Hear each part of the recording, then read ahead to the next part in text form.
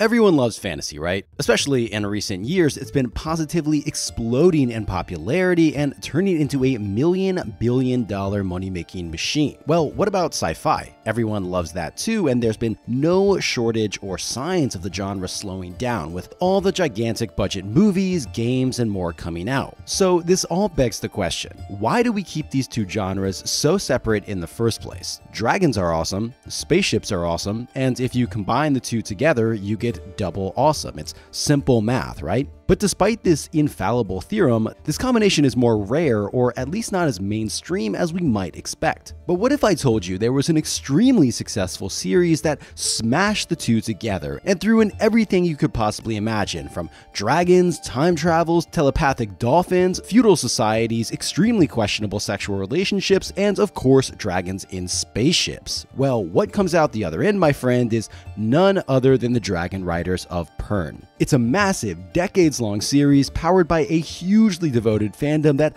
pretty much pioneered the use of the internet for fanfiction and roleplay. It's also a series with its fair share of drama, not least of which involves the author herself.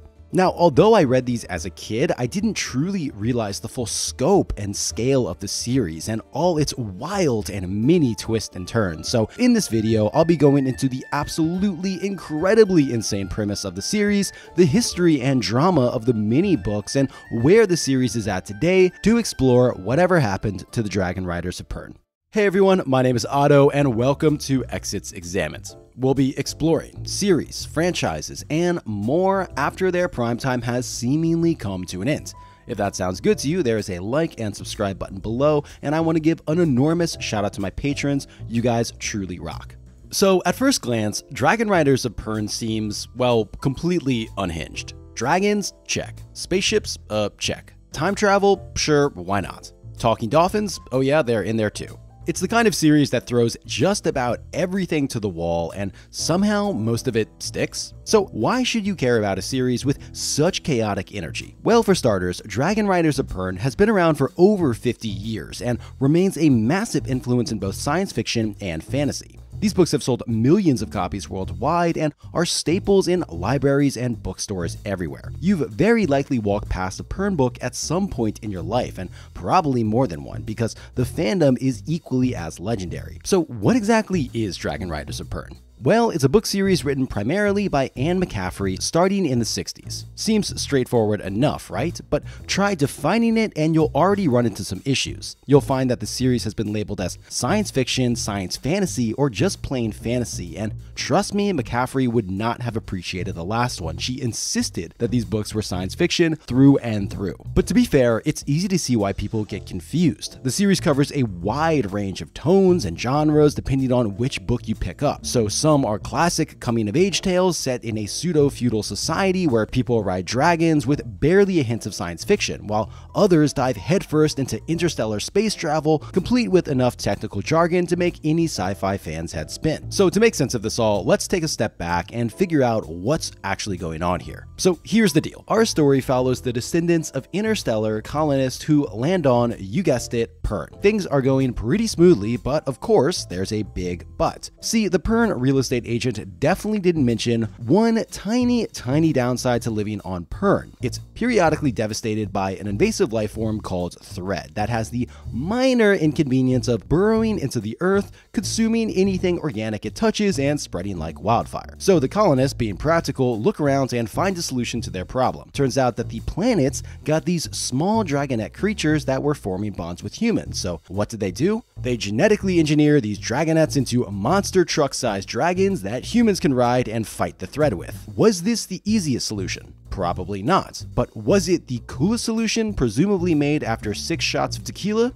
Yes. Fast forward centuries of Threadfall, and Pern has regressed to a medieval level of civilization, periodically battling the threat of annihilation. So when talking about the premise, I had to start with Thread because honestly, it's the driving force behind pretty much everything in the series. From the societal structure and the many details of dragon sex, which the books go into heavy detail and we'll talk about much more later, everything starts with Thread. Now, I'm not sure if it's the first series to have this kind of premise, but it's definitely one of the most memorable. And I think one of the most unique aspects of thread is that it's essentially a spaceborne fungus, just these thin filaments that devour anything they touch. And what makes this so interesting is that the thread is, in a sense, the main antagonist of the series, even though it's not really like a traditional villain. Sure, there's some selfish other characters causing troubles, but there's no one big bad like you have in The Lord of the Rings. Instead, it's just humanity versus nature. It's nature's apocalyptic force that rolls in every 250 to 300 years and threatens to wipe everything out. And that's a huge shift rather than your typical good versus evil story. And as such, it focuses much more on the day-to-day survival of society that has to constantly adapt to this reoccurring disaster. The real drama and meat of the story is in these small everyday moments and interpersonal and political relationships. Pern's entire way of life, from the passing of time to how society is structured, revolves around the threat of thread. By the time most of the books take place, during the ninth pass of the thread, Pern has this highly structured, almost feudal society with three main groups. The weirs, where the dragons and dragon riders live, the holds, basically fortified towns, and the craft halls for the different trades and craftsmen. They're all separate entities, but are considered equals, and this structure is really fascinating in its own right. So basically how this works is the holds are the fortified areas where people retreat to when the thread falls, where the lords rule, but they depend on the dragon riders for protection. The harpers in the craft halls keep the memory of thread alive, making sure no one forgets the dangers during the peaceful times in between. And of course, the dragon riders are separate, kind of aloof, living in their high mountain fortresses and rely on the holds to provide them with supplies. It's this symbiotic relationship, and you can definitely see its influence in other works like A Song of Ice and Fire with the Night Watch. Okay, so heads up, spoilers for the next 30 seconds to a minute. Now, let's talk about the weirs, because by the time of the first book, they've dwindled down to only one. They used to be spread all over Pern, but like in Game of Thrones, the threat of thread only happens every few hundred years, so at this time it's mostly faded into myth and legend. The dragon riders are kind of seen as these outdated relics of a time long past, just hanging around for the sake of tradition. In this last weir, there's only one breeding queen dragon left, and her latest clutch is only one queen egg. Now, this is a big deal, because queen dragons are the only fertile females, and boy oh boy, when it comes to dragon reproduction, that gets a lot of attention. We're talking about dragons banging dragons, dragon riders banging each other, and when your dragon bangs, you bang, baby. Okay, let me slow down a bit. On Pern, female dragons are either green or gold, while males are blue, browns, or bronze. The larger the dragon, generally rarer the color. About half of the dragon population is female, with greens making up the majority and golds a very slim minority. Crucially, the greens are infertile but often mate with any male. Now, this all sounds well and dandy, even if a bit extraneous, but where things get even more interesting is that the dragons are telepathic, because yes, of course they are. From the moment a dragon is born, they form a telepathic bond with their rider, which was bioengineered to make them more effective. But this bond is so strong that when a rider dies, the dragon usually commits suicide. And another side effect is that when the dragon mates, the overwhelming emotions of that bond also affect the rider. So when your dragon is going at it, you pretty much have no choice but to do the same with the other dragon's rider. And let's just say that can get a little awkward at times, and other times extremely questionable. For example, there are moments in the books where a character straight up doesn't want to have sex with someone, but it just happens because of the dragon mating bonds. And then there's this whole other dynamic where, since green dragons aren't ridden by women, people understandably have a lot of questions about same-sex relationships. But don't worry, McCaffrey had an answer for that, and trust me, we'll definitely talk about that more later. But as if dragons weren't OP enough, they can time travel too, because you dragons are awesome. Now, to be fair, it's not quite as overpowered as it sounds, because the time travel operates under the stable time loop principle. So if someone travels back or forward in time,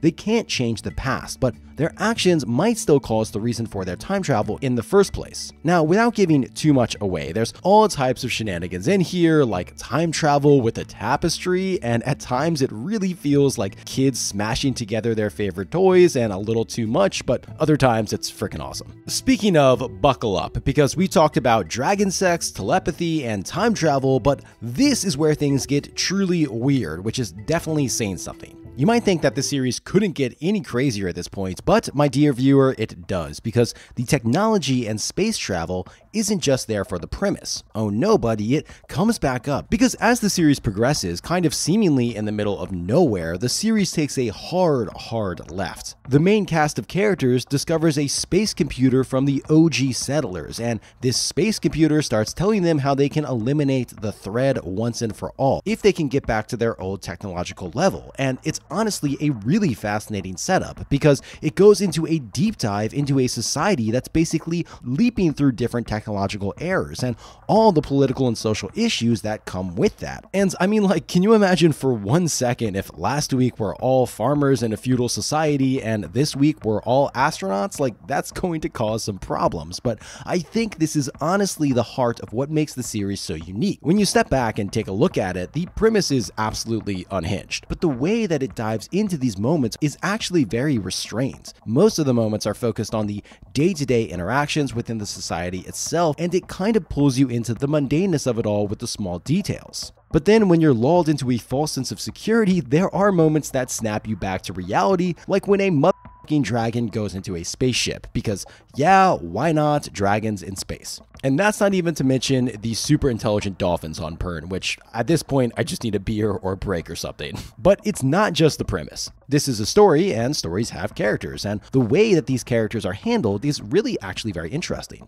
Each book introduces new characters while still bringing in the old ones, especially the main characters and the overarching story, and it's really nice to see them evolve. But sometimes it has to be said, the jumps in their characters can feel a bit much between the books. In one book, a character acts one way, and fast forward to another book and they're totally different, with some of the characterizations feeling a little inconsistent. And not all the characters are necessarily likable all the time, and a lot of the relationships, particularly the romantic ones, have been heavily criticized over the years. For example, people have heavily criticized the troubling rape to love dynamic where characters fall in love with their rapist, and these questionable relationships are just one-sided. There's also a moment in one of the prequel books where a female character gives aphrodisiacs to a male character without his knowledge in order to seduce him, and these type of dynamics have definitely aged poorly over the years. That being said, I think it's still interesting to read about societies that have evolved differently than ours, with their actions and customs that we might not approve of, but their world is so different from ours, and it definitely shapes their society in ways that are fascinating to see, even if it's not something I would personally want to experience. Now, although McCaffrey does get flack for these dynamics, she was and still is groundbreaking in many ways, and she was actually inspired to become a science fiction writer in the 1950s, largely because of her dissatisfaction with how women were portrayed in the genre at the time, and she went on to become the first woman to win a Hugo Award, which is a big deal. As far as her writing itself, it's interesting, though it definitely has quirks. Now, I mentioned before, these aren't like action-packed books. The dragons are basically big old glorified weed whackers, and most of the books are these long conversations detailing petty interpersonal dramas. Now, this can be confusing because of the names. Now,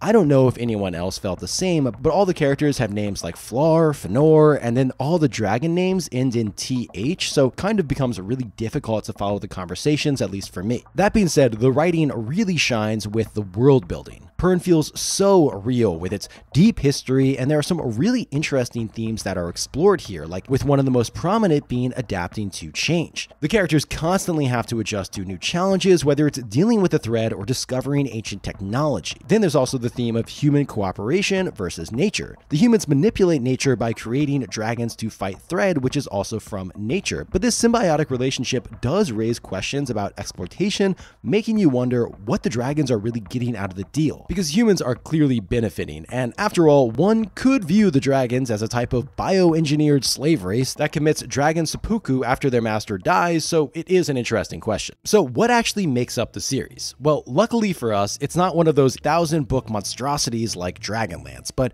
it does feel like that sometimes. Not because the series drags, but because the books kind of jump all over the place. Different points in Pern's history, different characters, and eventually even different authors. It's sprawling, ambitious, and and a little chaotic, but mostly in a good way. In total, there are over 20 books in the series, but don't worry, you don't need to read them all unless you're aiming to become a Pern completionist. But for the required reading, the must-know that really lays the groundwork for the series, you're going to want to start with the original trilogy, which includes Dragonflight in 1968, Dragon Quest in 1971, and The White Dragon in 1978. These are basically where we first meet Pern, its Dragonriders, and that gosh darn thread. It definitely leans more into fantasy with high-stakes survival, political maneuvering, and a good dose of dragons saving the day. Now, we did get something a little bit different with the Harper Hall trilogy, which included Dragon Song in 1976, Dragon Singer in 1977, and Dragon Drums in 1979, and these are much more character-driven and,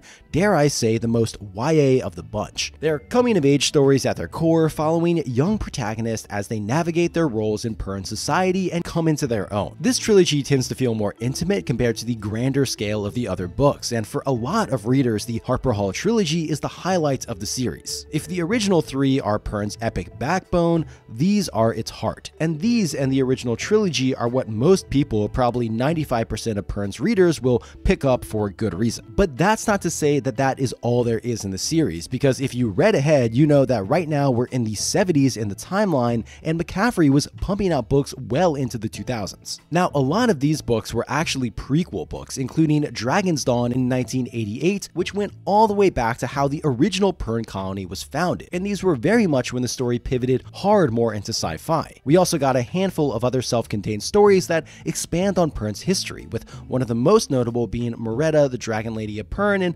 1983. Moretta herself is a legendary figure often referenced in the main series, and here we got to see her story in full. Now, chronologically, the series does work its way toward something like an ending with All the Weirs of Pern in 1991, which is another standout and maybe my personal favorite because it is the book where sci-fi and fantasy really collide rather violently, and the ramifications of a feudal society going through different technologies like you're playing a science-based game of Civilization. Now, as we inch toward the 2000s, we start to see something interesting happening because the books start to have more than just Anne McCaffrey's name in it, because her son, Todd McCaffrey, also starts quote-unquote helping her with the books. And in this era, we got books like Dragonskin in 2003, Dragonheart in 2008, and Sky Dragons in 2012. Now, to say that these have been polarizing in the community would be a massive understatement, and I've seen a ton of people who really don't read anything with Todd in it. Now, we'll talk about more of this controversy later, but getting back to the timeline, I think a big part of the series isn't just the mainline books, because a lot of the short stories are excellent and kind of a core part of the experience. Some of these include Rescue Run in 1991, The Pern Survey in 1993, and The Dolphin's Bell in 1993 too. Now, helpfully, a lot of these have been collected into single books, including A Gift of Dragons in 2002 and The Chronicles of Pern First Fall in 1993. Now, as far as what order to read all of this, it's kind of mostly whatever, because mini stories are self-contained. However, for the legends out there intent on reading the entire thing, you really got two choices. Read it in publication order, which is what most people will suggest, or you could go chronologically, which can be a bit tricky to figure out, although helpfully I did find this great PDF and also a fan-made breakdown of how to do this, and I'll link these below. So, if the look into this sci-fi world of dragons and time travel has left you eager to dive headfirst into its thread-riddled depths, I totally get it. But do you know what's even better than venturing into Pern? Doing it with dice that are as quality and captivating as the books themselves. Die Hard Dice is a small, passionate team of in-house alchemists and artificers who pour their love for tabletop RPGs into every handcrafted set. And some of these dice are seriously incredible. We got some like the Dracona line, which is inspired by dragons themselves and is breathtaking and an absolute labor of love. Now, if these are calling your name, you're in luck. Die Hard Dice is running a holiday sale with a loot tier system. Spend $30 or more and you'll unlock tiers of free goodies, climbing all the way up to over 150 in rewards if you hit the highest level. And as a little bonus, just for being awesome, use the discount code EXITS10 at checkout to get 10% off your first order. I'm happy to support these guys, so again, use the discount code EXITS10 at checkout to get 10% off your first order. Alright, back to Pern. When it comes to companion books, there are actually fewer than you might expect for a series as long-running as Pern, but what we do have is pretty great. First up, there's Atlas of Pern in 1984, which is basically pornography at its finest. It's packed with details, scientifically minded maps, and annotated descriptions of holds and the halls. Then there's People of Pern in 1988, and this one's full of amazing portraits and illustrations, and it's such a cool glimpse into how McCaffrey imagined her characters. Then, maybe best of all, we got the Dragon Lover's Guide to Pern in 1989 that had 2 editions, and it's another gem. It's basically a Pern encyclopedia covering everything from geography, society, flora, fauna, you name it, it's there. It even includes a short story called The Impression, which is a fun little bonus. If you want to know about the knitting patterns for different holds or recipe for Pern foods, this is the one for you. Now, as I mentioned before, this all spawned a huge fandom, and the Pern fandom was a big deal. We're talking about one of the earliest organized fandoms with conventions, fanzines, fanfics, and even role-playing, and by all accounts, McCaffrey was wonderful with her fans. Well, most of the time. And the sheer level of creativity going on here was pretty incredible, with people writing a ton of fanfic and even music for the series. And of course, the role-playing, which really took off in the early days of the internet. Fans really got creative with the limitations at the time, and you got play-by-email games, which were pretty popular at the time, where you could even become a part of your own weir, with some of these games moving to Yahoo groups, if anyone here remembers those. It was all wildly creative and really fun, but also, well, illegal, because McCaffrey Mommy was not having any of it and cracking down on it, sending cease and desist letters and bans on fanfic and role-playing, which made it a pretty scary time to be a fan. Basically, no fanfic was permitted to be posted anywhere public online on pain of lawyer, and from time to time McCaffrey would announce a series of rules like no using specific characters or settings, but this was all very hard to enforce, and eventually it was all lifted, but it did all leave a really bad taste in a lot of fans' mouths, understandably. But like with any big fandom, this wasn't even the end of the drama, because McCaffrey herself landed in a bit of hot water with her infamous tent peg statement. Now, to get background on this, in the fandom there was a long-running debate on whether the green female dragons have the ability to deliberately choose gay males to bond with, or if the riders of the dragons could be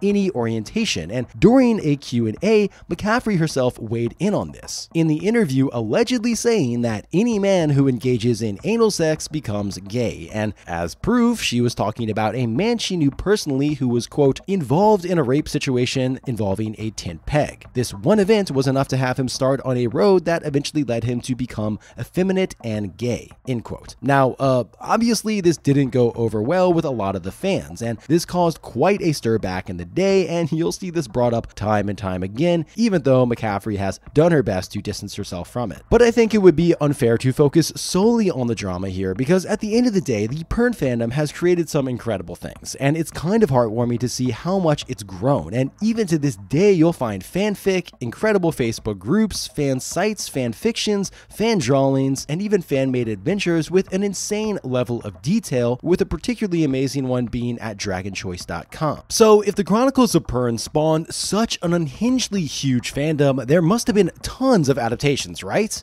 Well, you best believe they try. Boy, did they try. As early as 1995, the rights to Pern were being optioned left and right, with some truly bizarre twists along the way. For example, did you know that Princess Guinevere and the Jewel Riders, yes, that 90s cartoon, was originally supposed to be a Dragonriders of Pern adaptation? Now, things started to look way more promising in 1996 when McCaffrey sold the rights, and it was helmed by none other than Ronald D. Moore, which he would present to Warner Brothers Network. Now, yes, this is that Ronald Moore from Battlestar Galactica. He was a massive Pern fan and wanted to bring the series to life, and by 2002 things were moving along swimmingly. Sets were built and production was ready, and then everything came crashing down when Warner Brothers came back with some notes. Basically, this was the era of sexy 2000s vibes, with Buffy riding high, and they wanted to attract that sweet, sweet teen demographic, and in search of this, they wanted to add more angst and less dragons, and Moore was not happy. Just days before filming, the whole project was scrapped, with everyone involved being very frustrated by all accounts. But if you thought this tangled web would end, then you clearly haven't been paying attention to the cluster that is the Pern series, because in 2006, the rights to Dragonriders of Pern were optioned again, this time by Copper Heart Entertainment, and things looked promising. They brought in David Hayter, yes, the voice of Solid Snake himself, which was mind-blowing to me, but anyway, he was writing the script for a movie adaptation for the first Pern novel, Dragonriders Dragonflight. They even announced plans to start filming, but as is the tradition with Dragonriders of Pern, the whole project quietly vanished into the void. But then, at our darkest hour in 2014, Warner Bros. Swooped in and optioned all 22 volumes of the series for a live-action feature film. They even hired authors and screenwriters, and it all felt very real, with Todd McCaffrey confirming in his monthly newsletter that the film was in active development. And then,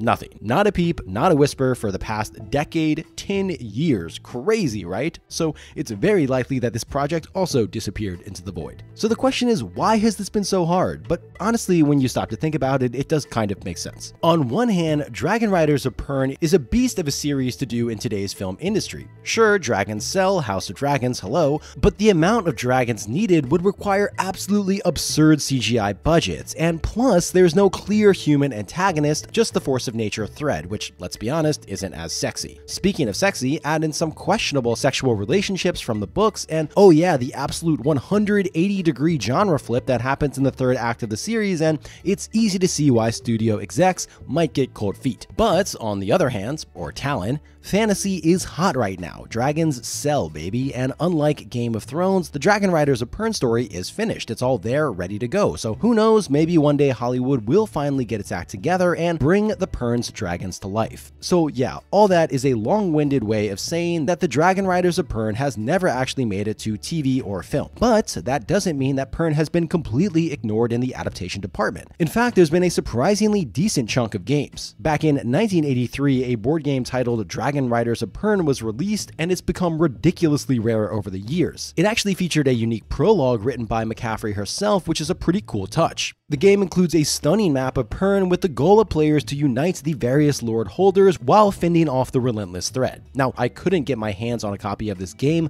let alone convince anyone to play with me, but I found a deep dive video from the excellent Tabletop Sci-Fi channel, which I'll link below if you're interested. Now, in 1984, there was also Dragonriders of Pern, the book game. Now, when I first heard about it, I thought it was kind of like a choose-your-own-adventure story, but no, it was actually way more interesting and unique. Basically, each player has a book filled with first-person views from the back of a dragon, and your job is to destroy falling threads without accidentally frying each other in the process. It's kind of like a mix of visual storytelling and gameplay in a format I've never seen anywhere else. Now, things get a little confusing because a few years later, we got another book game, but this one was closer to what you'd expect from a choose-your-own-adventure format. In 1987, there was Dragon Harper Crossroads Adventure, and in 1988, Dragonfire. Now, these weren't written by McCaffrey herself, but they followed the classic format of you'd make choices, roll dice, and it had multiple endings depending on your decisions and luck. Now, for all the video game fans out there, don't worry, you are actually not left out. All the way back in 1983, there was a Dragonriders of Pern video game, and considering how early this was, it was surprisingly deep. Sure, they could have thrown together a simple Space Invaders clone and called it a day, and yes, there is gameplay where you fly around torching threads with Dragonfire, but there's also an unexpected layer of diplomacy and strategy. You negotiate with other lords, unite forces, and plan your moves. It's pretty good stuff, even if it's a bit retro.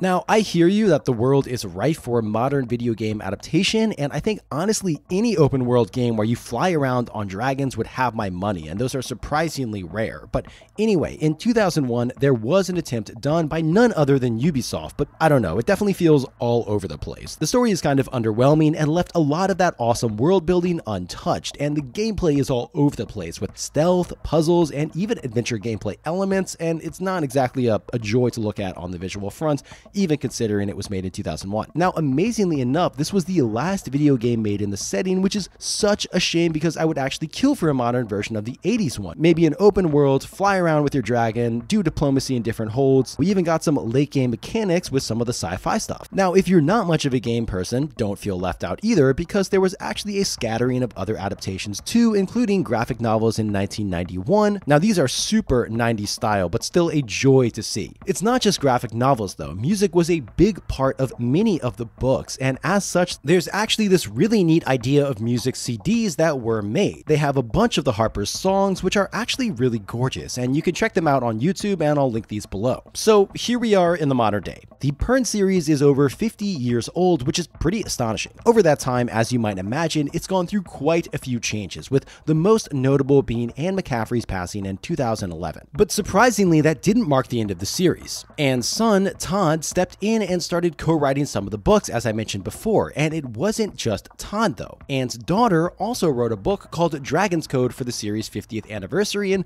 2018. However, to say that these have been well loved would be straight up disingenuous. The later books by Todd often explored time periods and didn't focus on, and didn't really contribute much to the central Pern story. These books do shed a lot of light on things that are never mentioned in the first book, so while they are part of the universe, they don't have the same impact as a lot of the earlier works. The big question now is, will there be more books, and is the series done for good? Well, there have been whispers of a book called After the Fall is Over for years. This would have been a sequel to The Skies of Pern in 2007. Now, Todd has talked about finishing it, but also said he wouldn't start until after Dragon's Code was released. Given the mixed reviews on that one, it's no surprise that we haven't heard much about this since then. Now, when it comes to the popularity and fandom of Pern, I've unfortunately heard it described as being in its death throes. Unlike something like Lord of the Rings, there was never a blockbuster adaptation that continued to bring in new fans, and there haven't really been new books dropping, and all of this has seemed to lead to a bit of a decline. A quick look at Google Trends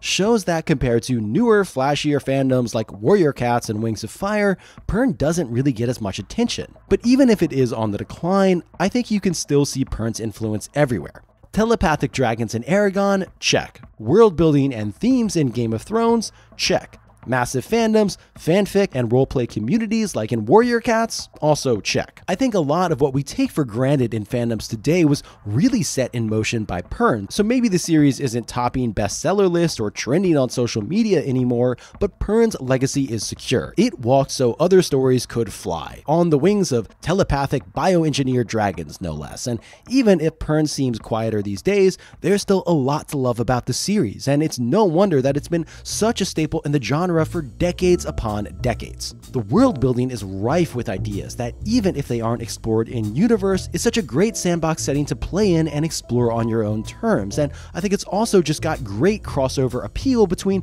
both sci-fi and fantasy readers, and hey, if nothing else, Pern gives us the ultimate fantasy in a telepathic dragon BFF who thinks you're the coolest person in the world and you can save the world with, and who wouldn't want that? Thank you so much for watching. I want to give a huge shout out to the Pern fandom who helped me fact-checking this, and a special shout out to Wanda Wei, Chris Bailey, and especially the Dragon Choice Project, which again I would really highly recommend if you like Pern and fan-made games. It's great stuff that I'll link below. No shout out is ever complete without shouting out my incredible patrons who keep this channel alive. If you want to find out more ways to support the channel, you can find a link to my Patreon below. If you ever have any suggestions about what series you want me to cover next, please drop a comment. It's really interesting to see what type of series you guys recommend, and I actually think I did this video because so many people recommended Pern to me. Anyway, thanks so much. I'll see you next time. Bye.